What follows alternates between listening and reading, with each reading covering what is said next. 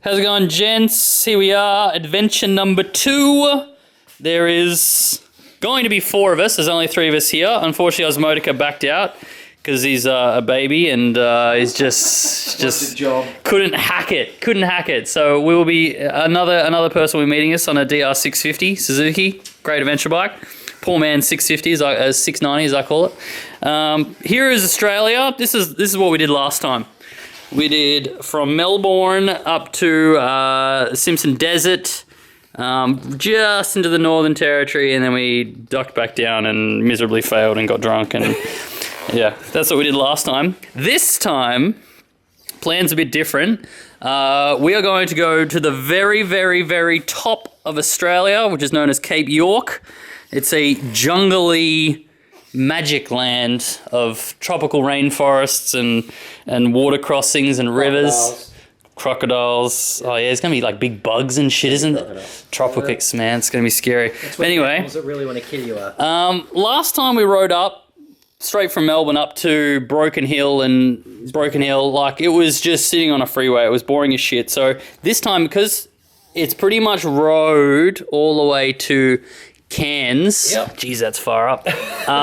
Like you pretty much have to service your bike, change your tires if you're going to do that ride. So we're going to get the bikes trucked up there just because it takes far too long to ride up there. The good bit starts from Cairns. So we're going to get the bikes trucked up to Cairns. That's happening in about a week or so.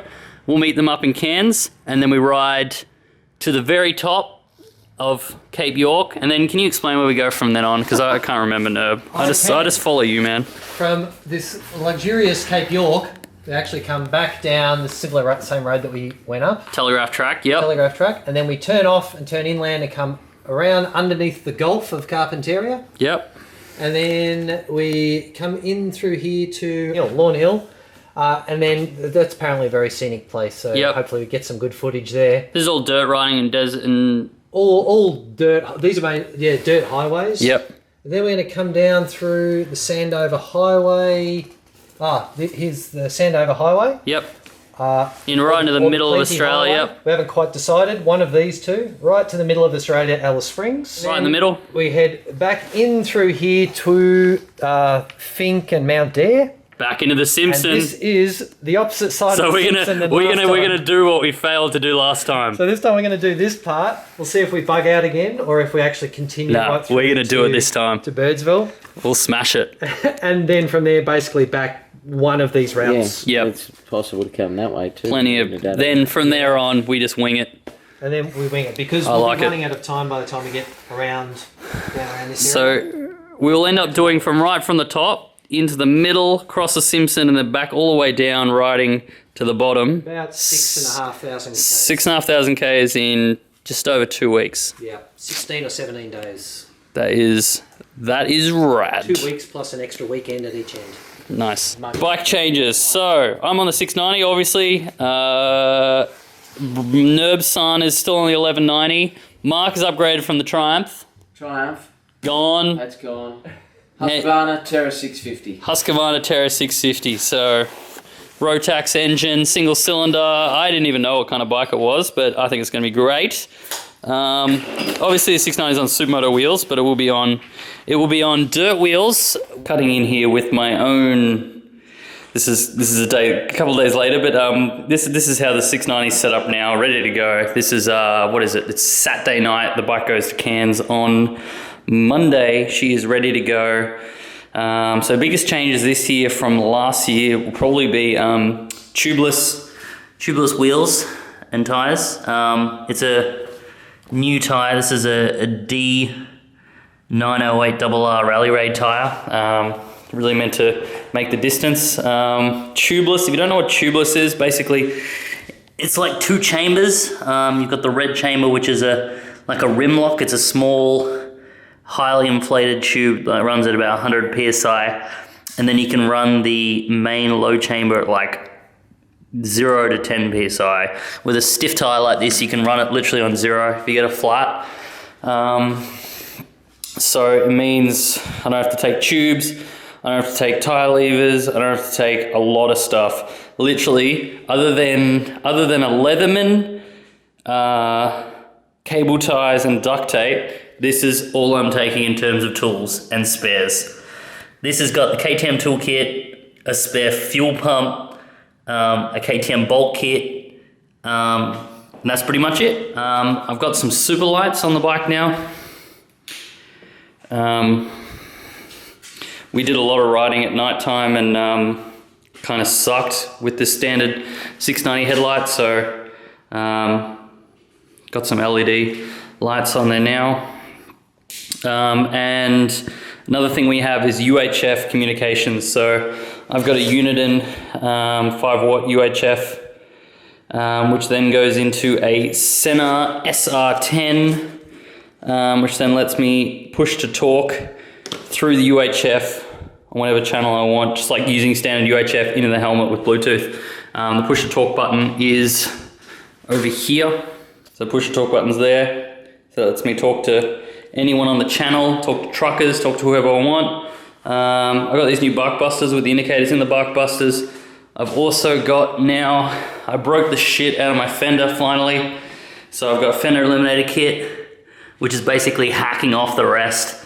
I just bolted a number plate onto that bit. Flush mounted indicators. I have broken, I tell my friends, I call the 690 the indicator breaker because it just destroys turn signals. So I've got some flush mounted indicators. We'll see how they go.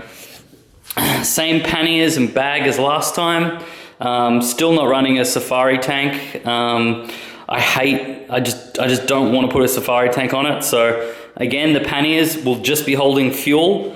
So I've got 3 10-litre fuel bladders plus 2 1.5-litre fuel bottles. So when I go to do the Simpson again, I'll have 10 in there, 10 in the other one, and then I'll be able to fit maybe 10 in there. This has got nothing in it. This has just got air in it right now. What goes in the yellow bag is all my camping gear. So the tank bag will have mainly just the electronics, cameras and stuff. Backpack is mainly food and water. It's got a 3-litre Camelback and another 10-litre water bladder in there. What goes in my yellow bag is everything else, which is up here right now. New sleeping bag for this year. Last year I literally froze to death. I was so freaking cold. It got down to 0 degrees Celsius some nights, and I had a summer sleeping bag. So now I've got a Comfort -10 Celsius bag. It's a down sleeping bag, so should be much better. It is a lot heavier and bigger, but I really need it because last time was hell. This has got all my clothes in it. Really, we just wear riding gear all the time, so not a lot of clothes. It's highly compressed as well. Pillow, thermarest, sleeping mattress, which to this day has not popped yet. It feels like tissue paper. It's so small of a mattress. Every time I get on it, I feel like I'm gonna explode it. I've slept on it probably 50 times, 50 nights. It's freaking done me excellently. This is all my cooking gear. It's a lot smaller than last year. Last year I had a lot more. This has got everything in it. So it's a pot. It's got the fuel for the burner, the stove, the spoon and fork, freaking everything all in there. A Helinox camping chair. This is my one luxury item. I'm trying to go as lightweight as possible, even lighter than the last time. That's why I got the tubeless wheels and tires, just so I could cut some weight on tools and shit. I still gotta have my camp chair, still gotta have it. And of course my tent from last time, the MSR Hubba, which is just the best freaking tent ever. She's ready to go. She goes on Monday, but hopefully she holds up. Yep, ready to freaking go. Cut back to the Nerb's joint. What have you changed on your bike, Nerb son? Pretty much nothing. It's some electronics. Which yes, if you look at my Instagram, we can go to our new communications setup. So we've gone to UHF. So now we have UHF, which is controllable with a trigger switch here. So push to talk. Push to talk. And that runs through a Sena. Through a Sena SR10. So basically, you got UHF. Yep.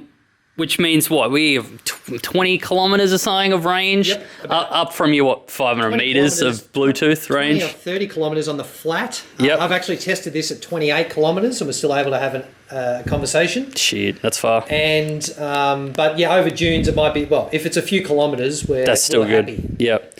Because the Bluetooth, as we found. Oh yeah, it was. As soon as you go over a crest, 100 meters over a crest and it was gone. Yeah. You lose the connection. So. Yeah. So UHF comes through to here, and then you'll have a cable that runs to a Sena SR10, which at the moment is sitting in here. I've got one of these as well, so I got the same setup as Nerb.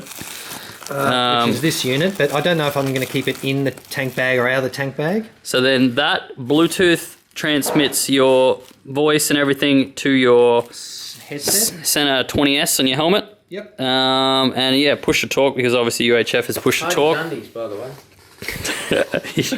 My undies, hey. Oh, he's still got that freaking toolbox. That's my favourite. So that's what we're running this time. Still the Delorme InReach. So you'll be able to track us again. Yep. I'm guessing you're going to pay for all that shit again? Yep, be tracking us again.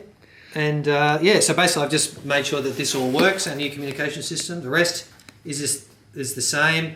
I have one little thing that I've changed, but I don't want to talk about it now. That's secret. You'll see that on our first night of camping. So this is going to be the main funness of the trip, is going to be hitting the top of Australia. It's meant to be pretty wicked track, the Telegraph track. Very nice and still technical, still difficulty. And for the people that are hardcore and say, oh, the Telegraph track's pretty boring, we are also doing the Krebs track. Krebs track. Which is meant to be very, very technical and should be pretty tough for us. Yep. So that's the plan. There's no Tiger. It'll be easy this year. No more pushing up freaking Triumphs and shit. And then what's going to be next year, Nerb? Next year's already organised. The Canning Stock Route. Jesus Christ, it's going to make this all look like this is just all going to be a warm-up before that. This trip here is actually just to train us, because that is supposedly pretty hardcore. Yep. Next year. Freaking hell. What's our chances again? I did this last time, and you said 108%. Did I? Yeah, and I was wrong. And we failed miserably. So, what's your prediction this time? Well, actually, I won't say 100%, because a couple of things like the Krebs track, if we get some rain, apparently that's impossible on bikes. Stuck. So I'll say 85%. 85%. I reckon we might miss a couple of bits that we wanted to do. Yep. All right. I'll take that bet. Anyway, all right. You're not willing to up me? No? No, I don't. I think we're going to fail every time. Oh, what? I have no faith. I don't even think I'll get home tonight. It's raining out there, so I think I'm always going to die. Anyway, let's freaking do it. 2 weeks we'll do it. Let's do it. Let's bring a Triumph Tiger through the Simpson, they said. It will be fun, they said. Oh, Mark's going for lots of speed. Jesus Christ!